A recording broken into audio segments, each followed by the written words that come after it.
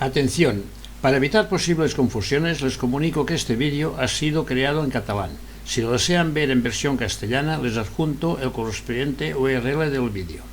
Gracias.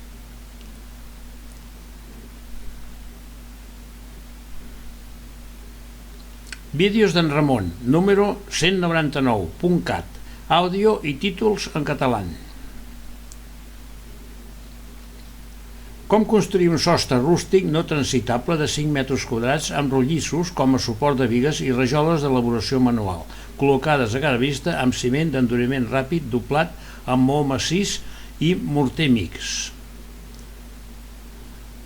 Vídeo creat i propietat de Ramon Guarda Parera, paleta tradicional oficial primera, tècnica de la construcció, membre de la Red Nacional de Mestres de la Construcció.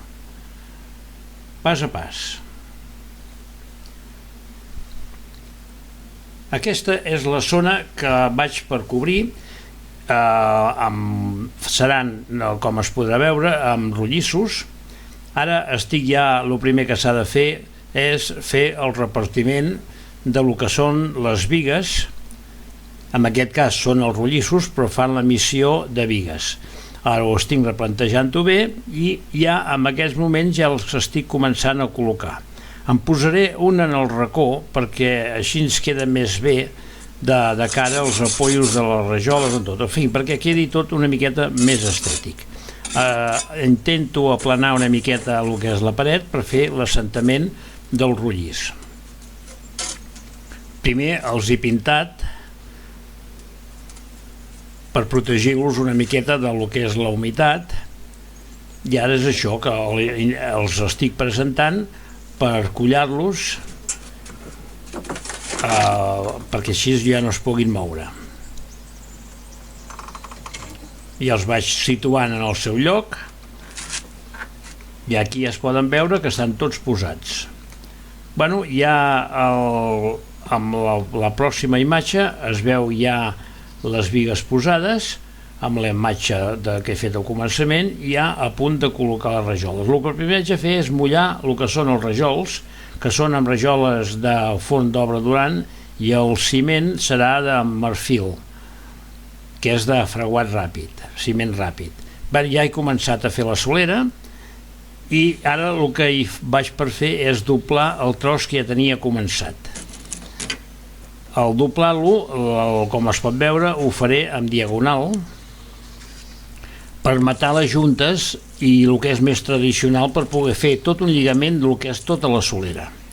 Ben mullat, perquè això sí, el que és l'obra manual s'ha de mullar, no pot ser tampoc que estigui borratxa, però en cas que estigui molt mullat se refrega la pasta, que és molt important com estic fent. Fixeu-vos que com a guia m'he posat l'escaire i el que és com el que diem la hipotenusa, que em va donant el que és la inclinació. La pasta ha d'estar ben repartida i el que sempre s'ha de procurar és que hi hagi 1 centímetre de gruix entre una capa i l'altra.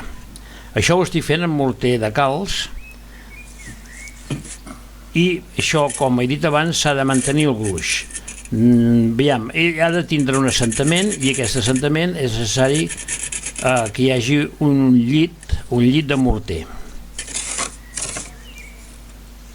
Veieu que ara he posat una galga per tindre una guia, però tampoc no em vull passar-me de la mesura.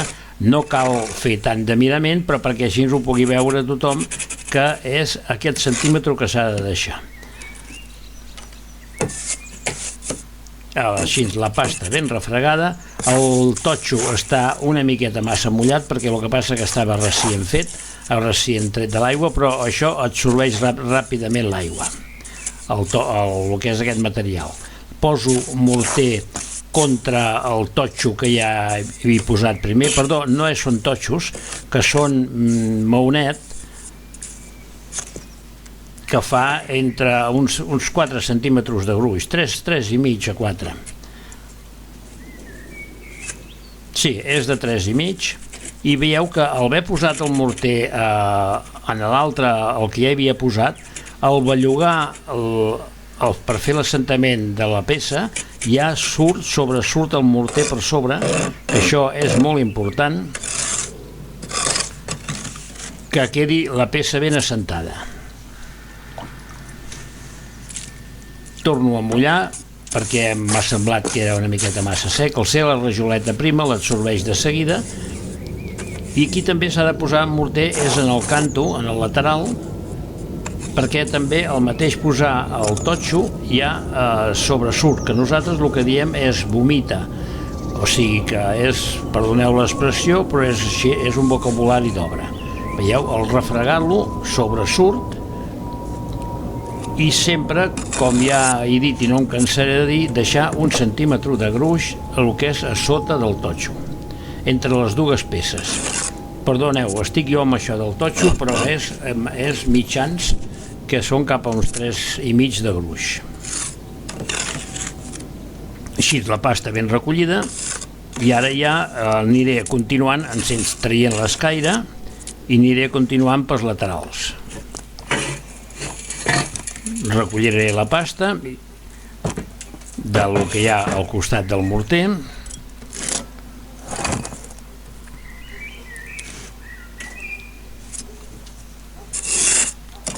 com us he dit abans, així ben recollida, la torno a tirar en el que és a la gaveta, i al recollir puc anar comprovant el gruix que estic portant amb ell.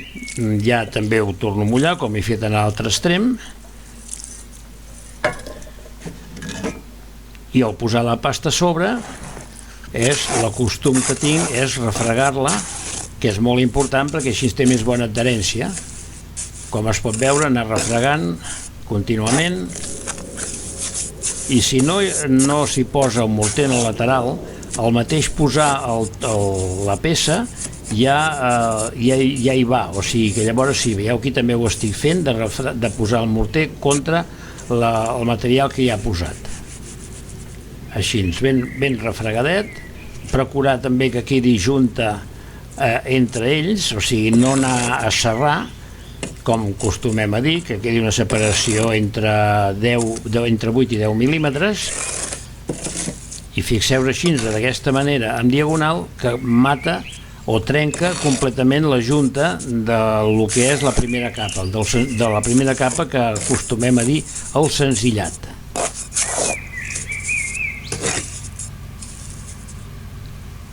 Així, la pasta ben repartida, com us he dit abans,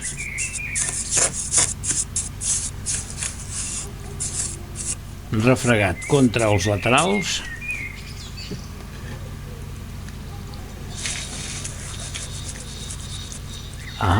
això és que vagi sobresortint el que és el morter,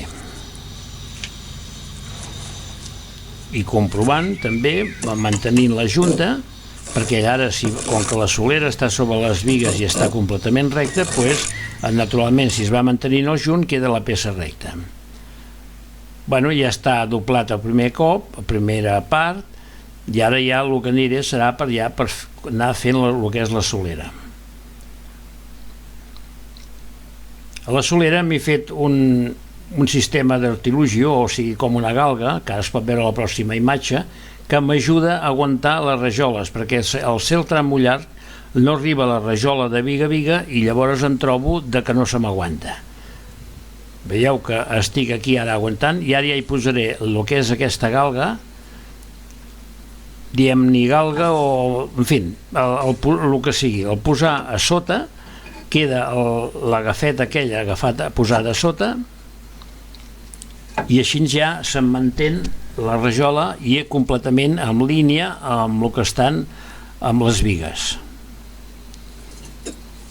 Es pot apreciar la miqueta, el ganxet que té a sobre, encara que el ciment és de fraguat ràpid, però si no té un bon aguant a cada cantó no s'aguanta sola. Llavors per això he tingut que fer aquest sistema. Això és com si fes una solera de matxembrat, així picant-los contra la rajola que hi ha posada, que això és una base molt important.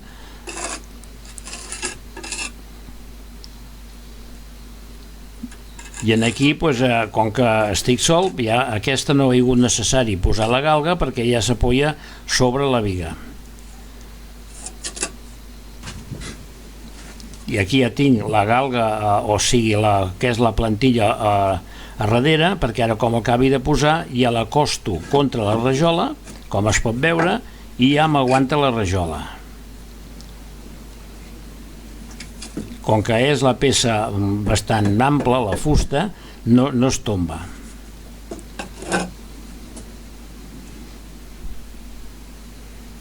I així ja em queda ben alineada amb el que és per posar les altres.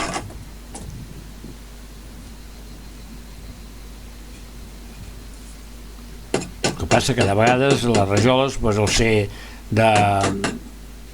fetes a mà, et trobes que de vegades el coure queden una miqueta torçadetes, però això no passa res, això s'ha d'anar dissimulant a mesura que ho vagis posant, anar-los buscant el joc d'elles mateixes. Fixeu-vos que amb tot és el mateix sistema: agafar, posar la rajola, ja tinc la peça a la vora, així és, un coparret, i llavors ja rejuntar-ho ben bé. A cada feina de vegades t'has de fer alguns muntatges i dius, mira, faig això que em va més bé, i aquí vaig veure que aquest sistema pot funcionar i ja l'he tirat endavant.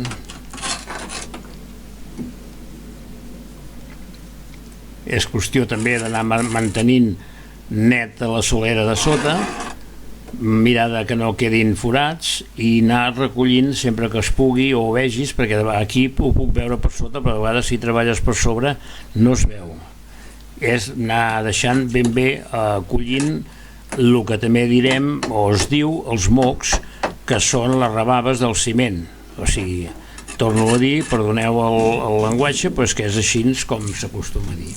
Bueno, ja vaig per fer l'altra capa del doblat, ja anar mullant-ho contínuament, s'ha d'anar mullant perquè ja, com et dic, ho absorbeix de seguida.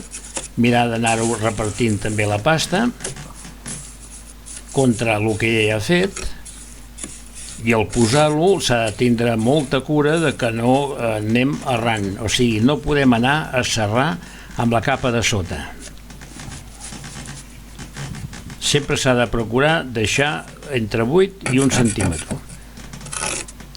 Ja dic, ho diré perquè és molt important, que és un dels fallos que de vegades tenim a l'obra. Si treballa massa junt és quasi bé com si estigués en sec. O sigui, ha de tindre el seu coixí i que sigui ben adherit. I per fer això el que faig jo és refregar el morter a sobre de la rajola. I si veig que em queda net, llavors vol dir que li falta aigua. No en el morter, sinó a la peça de sota. Així és ben apretat, que quedi una mica de junt. Mirar que no quedin rebaves, si pot ser.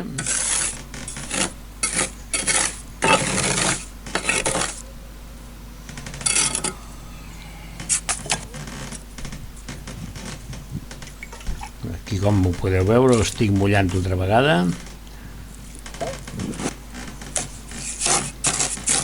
I anar-ho refregant. Si està molt mullat també és important, perquè llavors li treus l'aigua, però fixeu-vos amb quina facilitat és fer les coses ben fetes. O sigui, que anar traient l'aigua, però al mateix anar-ho refregant queda ja el morter que l'ajuda a quedar enganxat amb la solera anterior.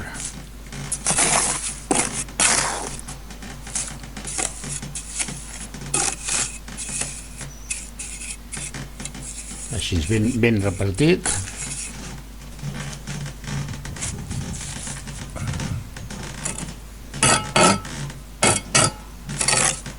Anar-ho recollint, no importa que quedi brut, perquè això és un doblat que a sobre hauria d'anar enrajolat o pot anar enrajolat, però vull dir, aquí no és per quedar vista, i si queda brut no passa res. Bueno, ja tenim aquesta zona feta, i ja vaig per continuar a fer la solera de rajoles amb el mateix sistema que he fet abans.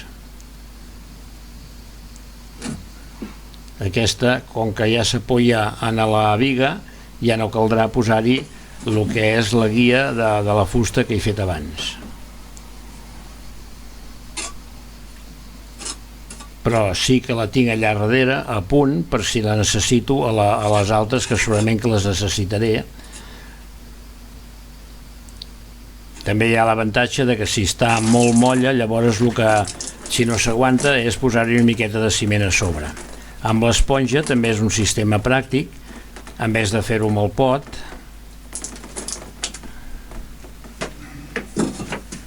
Aquí fixeu-vos, com he dit abans, que ja tinc també la fusta a punt, la de darrere, que ara un cop la tingui posada ja de seguida la correré cap endavant.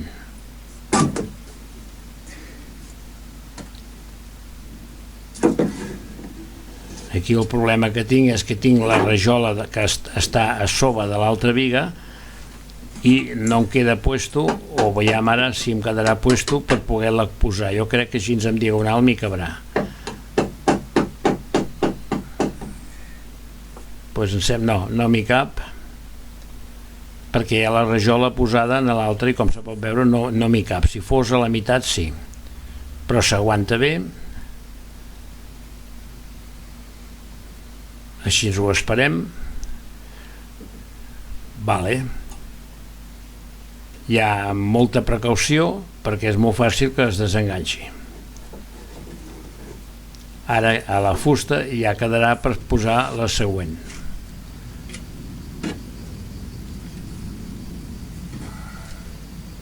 Aquesta conca també munta molt a darrere, però de vegades també la puc posar.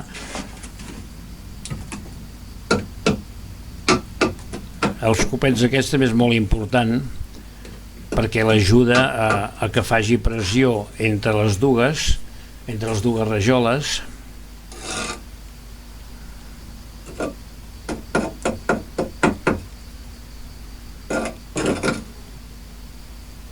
Així el ciment recollit, doncs ja tinc el que és la solera, les rajoles posades, la primera capa, el senzillat, i ja vaig per fer l'acabat final de lo que és la solera. Aquí seguirem amb la mateixa diagonal, ben mullat.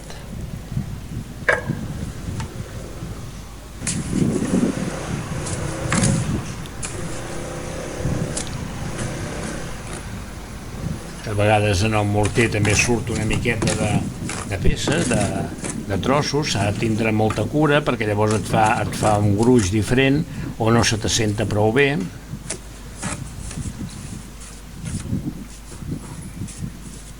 Aquí ara hi posaré una peça que ja l'he tallada posteriorment, o aprofitant algun tros trencat. Aquí, com que és al final, pues, es van ajustant. Si queda aquí un trosset es pot posar un cartabó amb morter.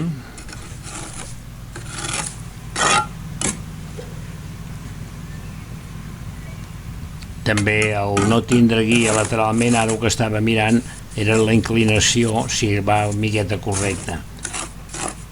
Com he dit abans, no és necessari, però és el sistema que tinc d'anar mirant i anar comprovant, quasi bé com si hagués de quedar vist. Aquí anar posant aquests mitjans. Veieu com vomita tot el morter que li sobra, el recullo.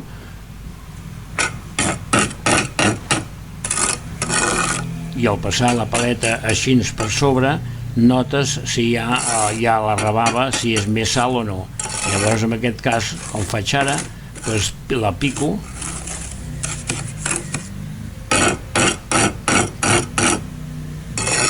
Així, passant la paleta és quan ho notes més.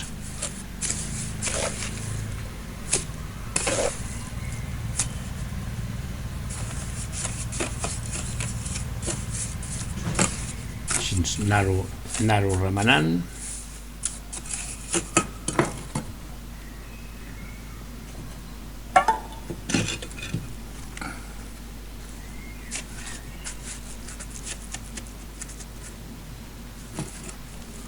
I anar-ho recollint-ho. O sigui, tot és anar seguint la mateixa rutina, però sí el que s'ha de procurar és que que quedi el mateix gruix i evitar si hi ha alguna rebava.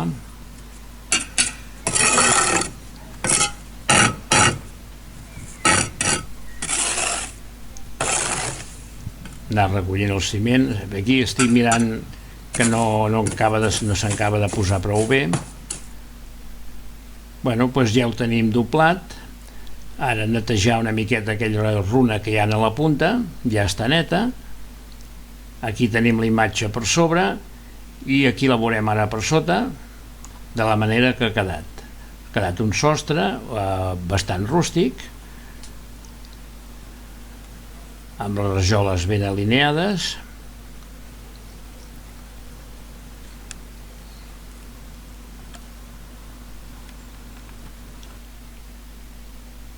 Vídeo número 199, creat per Ramon Guarda i Parera, any 2017, traduït en català l'any 2018, 08328, Alella, Barcelona, Catalunya, Espanya.